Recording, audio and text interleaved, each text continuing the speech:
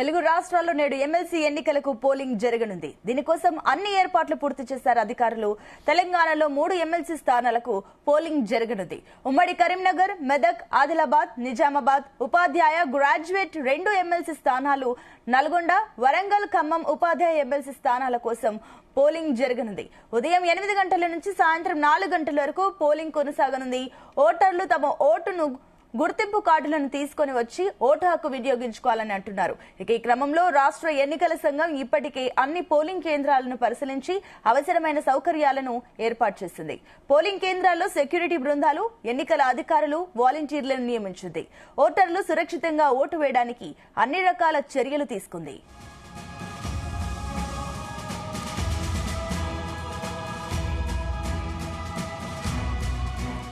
ఉపాధ్యాయ, teachers నియోజకవర్గాలకు 90 మంది అభ్యర్థులు పోటీ పడుతున్నారు. 3 స్థానాల్లో ఓటింగ్ కోసం 973 పోలింగ్ కేంద్రాలను ఏర్పాటు చేశారు. సీసీ కెమెరాల నిఘాతో పాటు కంట్రోల్ రూమ్ నుంచి నిరంతర పర్యవేక్షణ చేయనున్నారు. 3 స్థానాల పరిధిలోని జిల్లాలో ఏర్పాటు చేసిన డిస్ట్రిబ్యూషన్ కేంద్రాల నుంచి బ్యాలెట్ బాక్స్లను, ఎన్నికల సామాగ్రిని ప్రిసైడింగ్ అధికారులు అందించారు.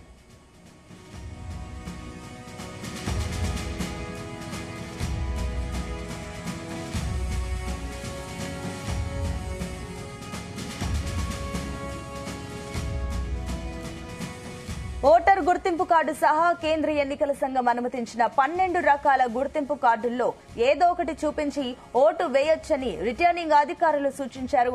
పట్టభద్రులు, ఉపాధ్యాయుల ఓటర్లుగా ఉన్న కేంద్ర రాష్ట్ర ప్రభుత్వ ఉద్యోగులకు ప్రత్యేక సెలవును ప్రకటించారు. వ్యాపార, వాణిజ్య, పారిశ్రామిక సంస్థలు, ఇతర ప్రైవేట్ మేనేజ్మెంట్ అథారిటీల్లో పనిచేసే ఉద్యోగులు, కార్మికులు ఓటు హక్కును వినియోగించుకునేలా యాజమాన్యాలు అనుమతి వెసులుబాటు ఇవ్వాలని అధికారులు కోరారు. ప్రస్తుతం మెదక్, నిజామాబాద్, ఆదిలాబాద్, కరీంనగర్ పట్టభద్రుల నియోజకవర్గానికి ఎమ్మెల్సీగా జీవన్ రెడ్డి, ఉపాధ్యాయ నియోజకవర్గానికి ఎమ్మెల్సీగా రఘోత్తం రెడ్డి, వరంగల్, ఖమ్మం, నల్గొండ ఉపాధ్యాయ నియోజకవర్గానికి ఎమ్మెల్సీగా నర్సిరెడ్డి ఉన్నారు.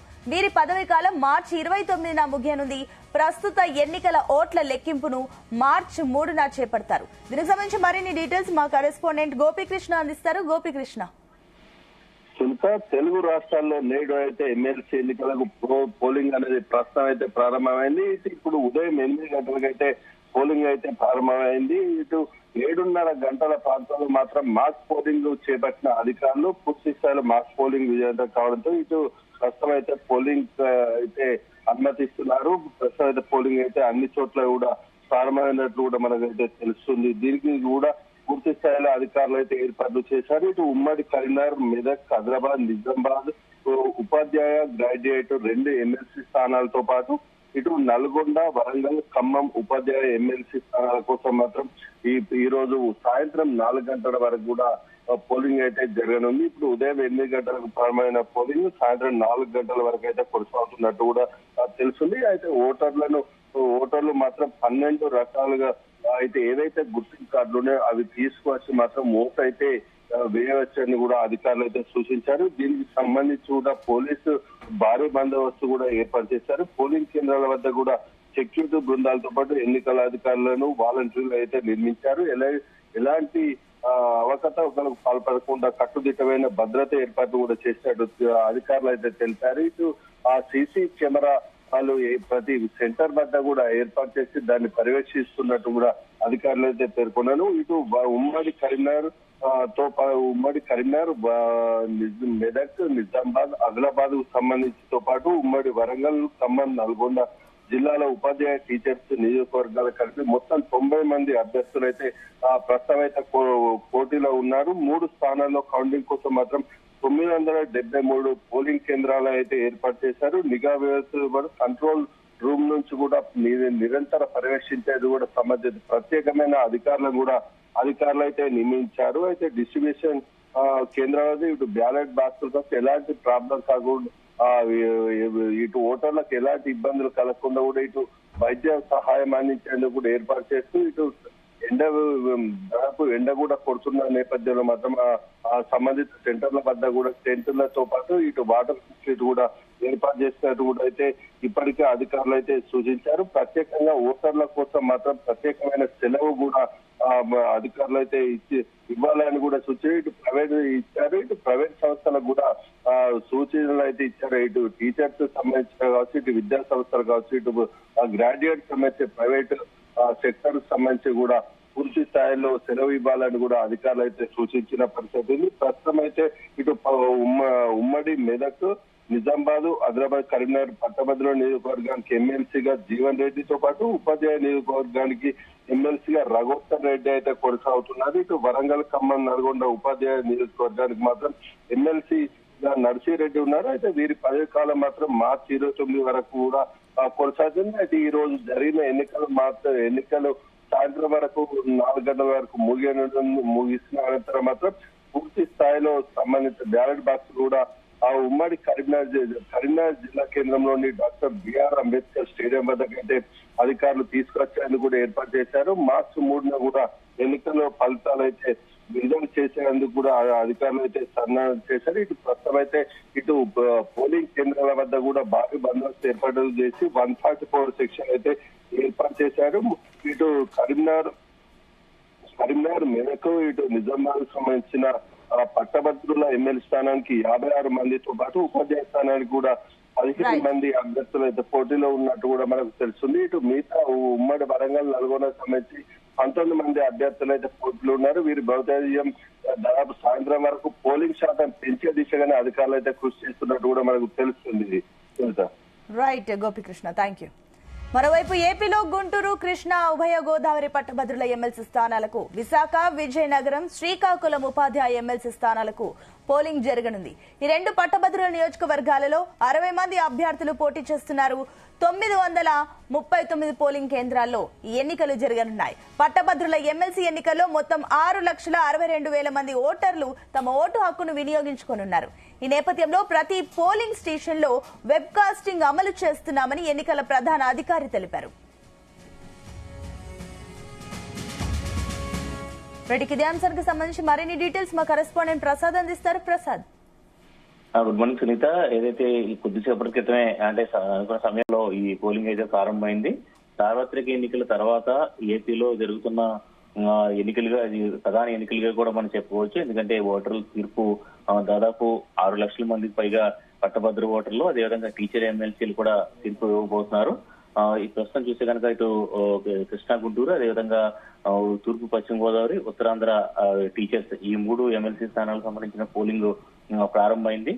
ఇందులో చూస్తే కనుక ఉదయం 8 గంటలకు ప్రారంభమైన పోలింగ్ సాయంత్రం 4 గంటల వరకు కూడా కొనసాగనుంది. ఇప్పటికే పోలింగ్ ను పకడ్బందీగా నిర్వహించేందుకు అధికారులు ఏర్పాట్లు చేయడం జరిగింది.